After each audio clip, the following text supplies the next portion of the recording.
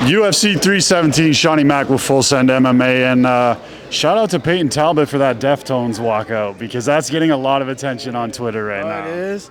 Fun fact, I actually mixed that myself.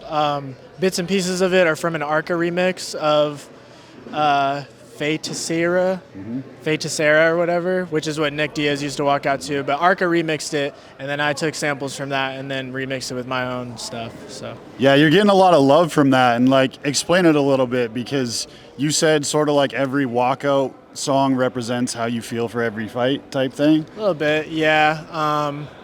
Well, since the last one, I've kind of mixed my own walkout songs every time, but this one was just like, I don't know, it's just how I felt. I can't really put it into words, like the lyrics, and I've always appreciated Nick Diaz's walkouts since I started doing fighting, and this like camp was kind of just going back to roots. So, and I know, like, there's a lot of fighters out there that are like, listen, I don't pay attention to social media, I don't pay attention to these things, but like, you're owed a lot of congratulations, and I feel like you're owed a lot of apologies, because from no fault of your own, like, there were boos this week, and I'm like, what is wrong with you guys? That has nothing to do with Payton. Yeah, I mean, I'm not owed anything. People are so fickle. I know they're going to be hot and cold with me anyway. I'm fortunate to have people feel so strongly either way towards me, and I don't really care if it's hate or love, but I'm going to just keep going. It doesn't really matter.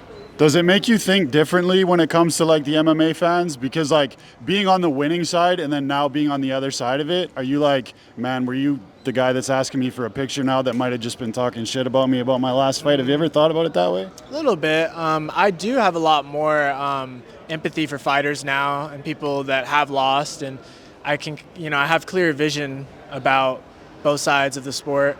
As well as it just taught me a lot about humanity. Like, it's not even just fight fans, it's just people, man. We're fickle.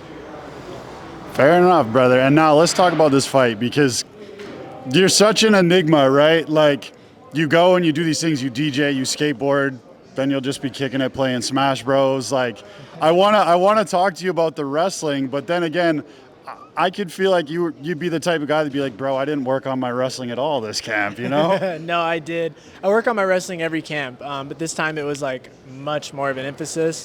And I just had a much better camp this time. Like, even though it was short notice, I was prepared. I was working ever since I lost, and I got rid of the vertigo. It was just the camp, honestly. I felt way better. How bad was the vertigo? Because Cody Garbrandt talked about that the other week. He said when he fought Raoni as well, he said there was a point where he couldn't even get up off the ground. While he was fighting Raoni? Yeah. Dude, there's some witchcraft that guy's doing, because mine was bad. Like, I don't like to make excuses, but in the third round when I got taken down and my head hit the cage, something got knocked loose in my ear, and yeah, I couldn't tell it from down. And then for weeks after that, I would have episodes and spin out and pretty much collapse, and I had to go to the hospital, and like, it was pretty bad. But ever since I got that taken care of, I've been fine. What did that recovery look like? It was just super inconsistent, because I thought it was my neck, and we finally got the answer that it was my ear, and I was going into a hyperbaric chamber a lot, which was throwing off the pressure in my ears, because I thought it would help, but it was actually making it much worse. And so once I stopped going into a hyperbaric chamber, it slowly started to go away, and I haven't been back in one of those, and I've been fine, but it like kept going on for about a month. Yeah, vertigo's no joke, brother. Vertigo's no joke. I would not wish that on my worst enemy, dude. That's the worst feeling ever. And I feel like when Payton Talbott's having fun in the octagon, like, that's the best version of Payton Talbott. Like, there was points in the fight where, I don't know, you'll probably watch the fight back, but you kind of caught the camera and you almost smiled a little bit in the grappling exchanges with Felipe Lima. Like, all right, I see you trying to get these takedowns, but like, I got something for you this time. Yeah, a couple times I caught the camera, but yeah, that's the best version of me, is when I'm having fun. So, yeah, I love my job.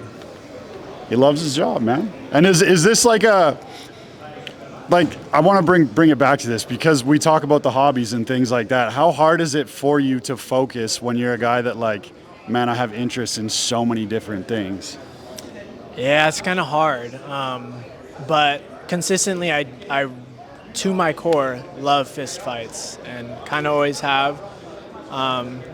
But it's just reminding myself that I've got like a lot of life, and I'm not going to fight forever. So like, this is important.